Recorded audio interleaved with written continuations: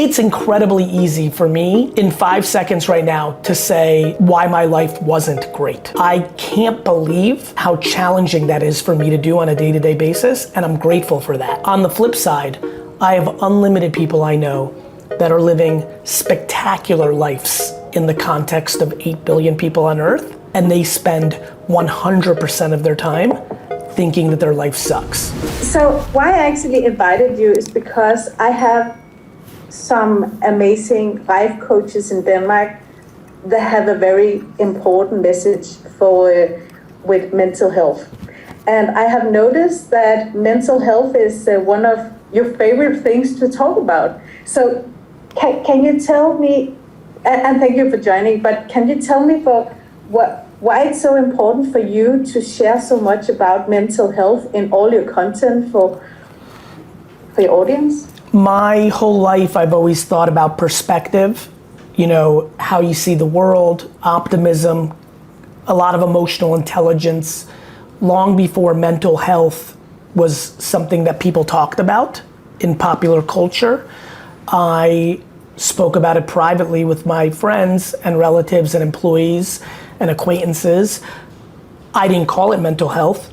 I called it mindset. I called it the way you see the world. I called it feelings. But, it's important for me to talk about because I really believe that life is how you see it. There's 7 billion versions of life. And I mean not 7 billion different people. I'm talking about for you, the human being. There are so many different ways you can decide. It's incredibly easy for me in 5 seconds right now to say why my life wasn't great. I never do that, but I can speak to many things. I can speak to many adversities. I can speak to many shortcomings. I can speak to many moments that aren't fun or happy. I can't believe how challenging that is for me to do on a day-to-day basis, and I'm grateful for that. On the flip side, I have unlimited people I know that are living spectacular lives in the context of 8 billion people on Earth, and they spend 100% of their time thinking that their life sucks. Yeah. I think that's unfortunate. I want to be a superhero against that cause. And also, I believe that many people in the world, politicians, governments, businesses, parents, institutions, and unhappy people weaponize negativity and fear to trigger people to fall even deeper into their predisposed concept of pessimism, cynicism, woe is me, half glass empty. And I would like to fight against that because I find that people that are happy, optimistic, grateful like myself tend to not communicate enough about it. They actually sit within their own little ecosystem. And so that's why I talk about negativity being louder than positivity. And I take on that responsibility very much. I think the world right now, social media is exposing the truth, which is that negativity is louder and better at recruiting.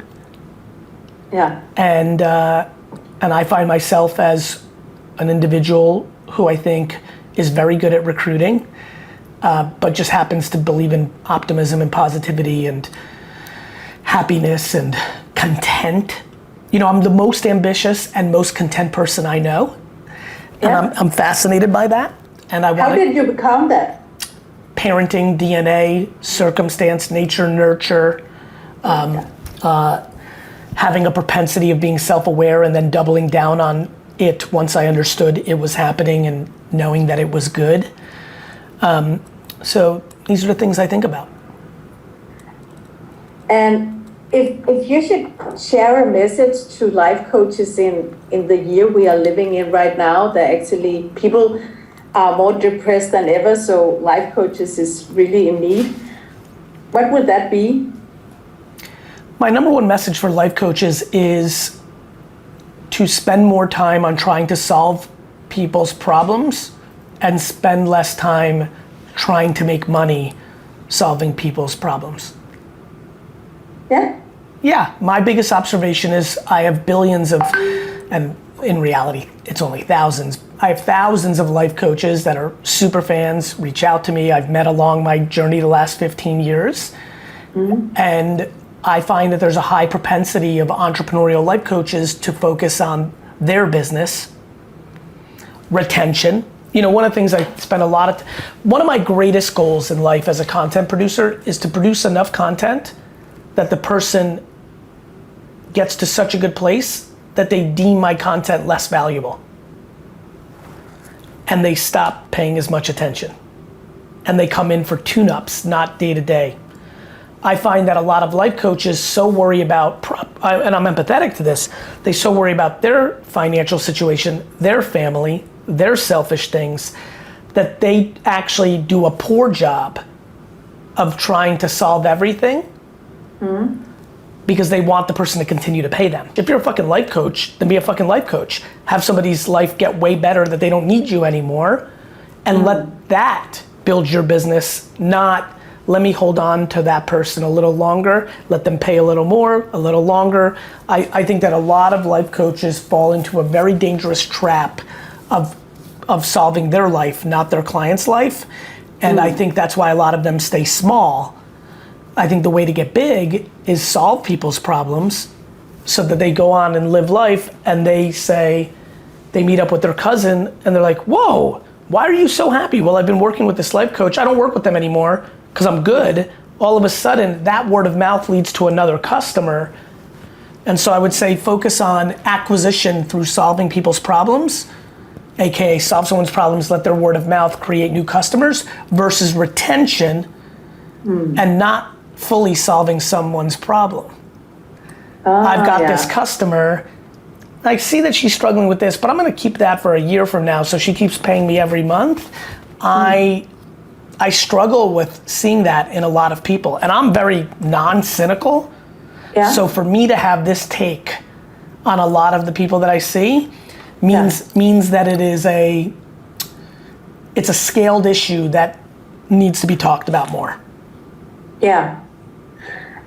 And so actually, when you hear that, Fabiola, when you hear that, because that's a very interesting answer to your question. Yeah, I love it. When you hear that from me, how did that land for you? What went through your mind? Let's play role reversal here. What are you thinking right now after hearing that? Normally I'm working with the premium clients and solve like a big issue for my clients. So what I see is help them with the problem, and do they actually solve the problems, and not thinking about retention in forever and ever, but focus about solve the problems and then make them back to life. Do you agree with me that there's a propensity amongst the life coaches to expectingly, because it's a human being, that they do a little bit at times fall into categories where they may be more selfish than selfless? What I see is a lot of coaches is buying like hours and just forever and ever buying, like their clients are buying hours like forever and ever and ever, and not focus about the big problem they actually have, solve it, and move on. Go on in life. Yeah, I see it too. I see that it's a place for people to, it's like therapy and a lot of things. It's a place to leave a deposit, get slightly better, but not cut out the root of the issue. Yeah, finding the issue, solve it, and then... It's like medicine. It's like medicine. Yeah, it's like the medical industry, right? Like, here's medicine to prolong your life, to mitigate the bad, but meanwhile, let's get to the root of it. Is your mental happiness in a place where you're motivated to eat healthy and work out? That triangle. Is your spirit happy enough that you can put in the work, food and exercise-wise, and get that whole circle working, instead of here's some medicine so you can keep eating like shit. The reason you're eating like shit is you're unhappy in your marriage, your job, you're anxious, you're insecure, you're hiding something, and you haven't cut out that poison. We need more people in the world that want to cut out to the root of the issue, not what's happening or sustaining the damage of the issue. Yeah, so finding the roots, solve it, Move and on. help more people and move on. The biggest life, if I was to become a life coach, which is not in my destiny, but if I was, I would try to have clients as short as possible, solve to the truth, and I would build the biggest practice in the world because more people would solve versus maintenance. Totally. It's like when you get a root canal, it's when you get a toothache. Nobody, like in dental care, when you get a toothache, you don't go, you get Novocaine and then they fix it. They fix it. You don't want to go and get Novocaine every 48 hours, but unfortunately with mental health and with physical health, like other things, we kind of do that. We don't solve. And you know, my mission is Gary V in the world with my content. People, a lot of times my friends are like, it's very, you know, some people are like, it's very macro. I'm like, the macro shit is the thing. Like it is about insecurity and confidence. It is. It is about taking poison out of your body and having a conversation of the thing that's bothering you the most with somebody that you love the most. That is the game. Yeah. And so a lot of coaches wants to help their clients, but are maybe afraid that, oh my God, I'm not that type of Gary V that can just show me to everyone. So how do they, what can they think about all the fear of showing themselves, putting themselves out there so they actually can help more people? What would you recommend? Well, I would recommend that these life coaches should take their own advice. If you're a good life coach, you're inevitably getting to a place of fear versus confidence versus insecurity versus loving oneself versus outside people's opinions of themselves. So to me, 90% of these life coach conversations are often based on 7 relationships. And these life coaches are trying to explain to these individuals that, you know, it's not as scary to confront your wife or husband or mom or dad or boss or child, and they're trying to build up their confidence to address the issue. For me, strangers on social media are even less scary than your family. You don't even know them. And so my advice to these life coaches is eat your own dog food, take your own medicine. What you're telling humans is what you should be doing with content. If somebody says you're stupid or that's wrong or you don't get views, that should not be battering your self-esteem.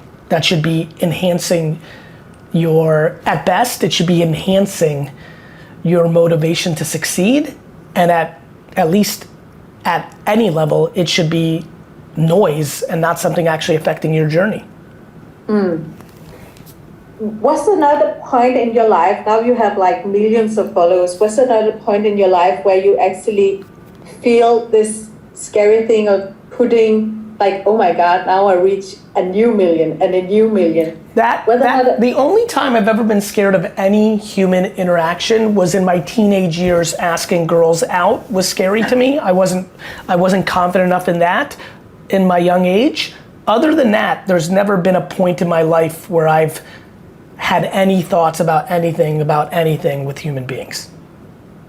I just don't value, when I was 15, 16, 17, 18, 19 even, then it started to fade away. I did value what a pretty girl's opinion of me was. I didn't want that no. Other than that 15 to 19-year-old range, there's never been a time in my life where I valued someone's no in any shape or form. What are you saying to yourself when you not value people's no's? What is it you say to yourself so you don't beat yourself up? It's a mix of I know who I am, they don't, and I'm empathetic that they don't know me. How could they know me? We haven't spent enough time together. They don't know how great I am. Okay. So it's kind of like, it's not like like I think a lot of people come from a place of insecurity and they're like, fuck that person, like fuck that girl, that boss, that guy, the audience, the world. You know how many people say to me at conferences, Gary, I'm the fucking best hip hop guy. The world just fucking doesn't get it. I'm like, oh, they get it. You don't get it. You're delusional. Like the world is always right. You're always wrong.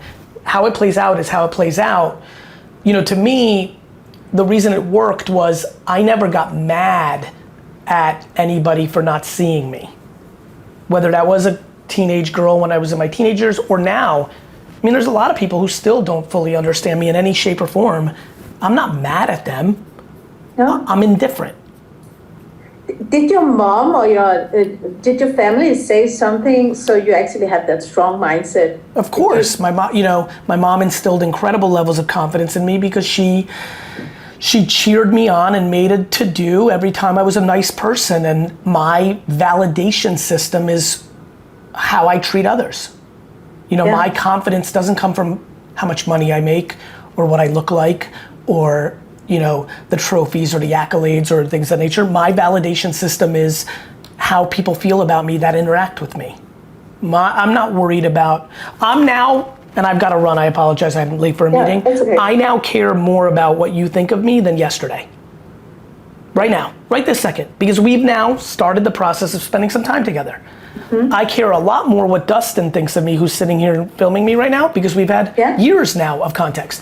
I care more of what Alex Raffington thinks of me than Dustin, because more years, and she's in my inbox, and so she really knows me. I care more what my sister thinks than Alex Raffington, because she's my sister. I think people struggle with that. Yeah. So I gotta run. Cheers. Okay. Thank you for having me on the show.